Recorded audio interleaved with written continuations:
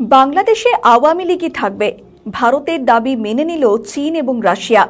ভারত কোথা থেকে কি কলকাঠি নাড়ল যে যারা 5 বছর ক্ষমতায় থাকার কথা ভাবছিল তারা এখন হঠাৎ করে ভোট করাতে মরিয়া? এবং ইউনূস সাহেব তার প্রিয় ছাত্র দল বা নেতার হুমকিকে পরোয়া না করেই ফেব্রুয়ারিতেই ভোট করাতে বদ্ধপরিকর। তার উপদেষ্টারা তাই কঠোর ভাষায় এনসিপি এবং জামাতকে জানিয়েও দিয়েছে যে তারা কারো কথা শুনবে না। কে কি বলল তাতে তাদের কিছু যায় আসে না, প্রধান উপদেষ্টার কথা মতো ভোট হবে।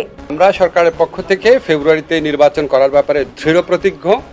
এটা আমাদের প্রধান উপদেষ্টা বারবার বলেছেন, নির্বাচন কমিশনকেও সেরকম ইনস্ট্রাকশন দেওয়া হয়েছে, ওনারা সকল পদক্ষেপ গ্রহণ করছেন। তার আগে কিছু বিষয়ে যে মতভিন্নতা রয়েছে বা মতভেদ রয়েছে সেটা আমরা আশা করি সেটা দূর হয়ে যাবে।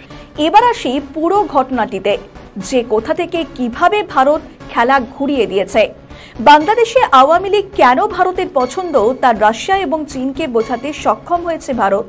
ভারতের স্পষ্ট বক্তব্য, আমাদের মধ্যে প্রতিযোগিতা থাকবে এবং ভূ রাজনৈতিক বিভেদও থাকবে, কিন্তু এশিয়া মহাদেশে কোনোভাবেই আমেরিকাকে দাদাগিরি করতে দেওয়া যাবে না।